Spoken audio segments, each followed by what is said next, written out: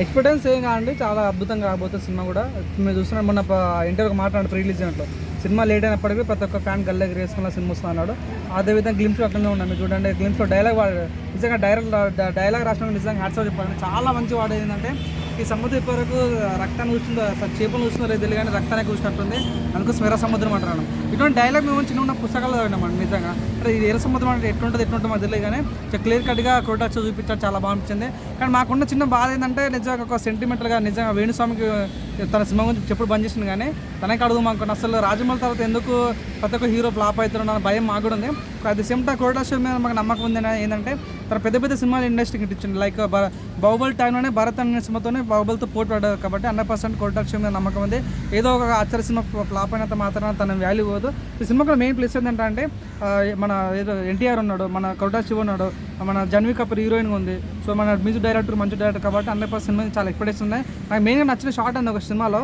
So of ఉన్న చంద్రమామని రక్తంతో రెడీగా మారుస్తారు. నిజంగా అరే బాబు ఇట్లా కూడా సినిమాలు తీయొచ్చు అన్న ఫీలింగ్ వెళ్ళింది. నిజంగా చాలా టెక్నికల్ చాలా బాగుంది. ఓవరాల్గా మీరు చూడండి ప్రతి ఒక్క షార్ట్ చాలా వైరల్ ఉందండి. జస్ట్ సినిమా నాకు అనిపించింది సినిమా లాగ్ అయిన కొద్దికి లీక్స్ ఎక్కువ అవుతాయి. సో మొన్న లీక్ అయింది లైక్ ఎన్టీఆర్ నడుచుకుంటూ వెళ్తుంటే ఫోటో లీక్ అయింది. సో ఇదంటే సినిమా ల్యాగ్ అవ్వడం వల్ల లీక్స్ ఎక్కువ అవుతాయి. లైక్ అదేవిధంగా పుష్ప కూడా అదే జరుగుతుంది. సినిమా ల్యాగ్ అవ్వడం వల్ల లీక్స్ అవుతాయి కాబట్టి వాళ్ళు ల్యాగ్ చేయకుండా సినిమా తొందరగా వస్తాం మనస్ఫూర్తి కోరుకుంటున్నా. 100% మంచి చిట్టు కొడుతుంది అనుకుంటున్నాను నేనైతే. ఓకే.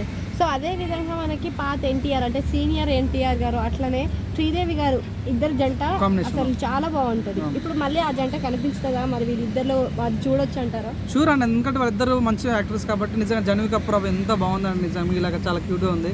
నిజంగా 100% తను కాంబినేషన్ బాగా వర్కౌట్ అవుతుంది అనిపిస్తుంది. సో ఎన్టీఆర్ అని మీరు చూడండి చాలా మంది యాక్టర్స్ ఉన్నారు. లైక్ సినిమా బాగాలేకుండా, స్టోరీ బాగాలేకపోయినా, బీజిఎం బాగాలేకపోయినా అసలు సినిమా ఆడదు. కానీ ఎన్టీఆర్కి ఇవేం అవసరం లేదు. స్టోరీ బాగలేకపోతే అసలే బ్యాక్గ్రౌండ్ అసలే జస్ట్ తన యాక్టింగ్తో సినిమా రప్పించుకుని సత్తత అనుకుంది కాబట్టి 100% మీరు చూసారు కానీ త్రిబుల్ ఆర్ ఎంత పెద్ద హిట్ అయిందో.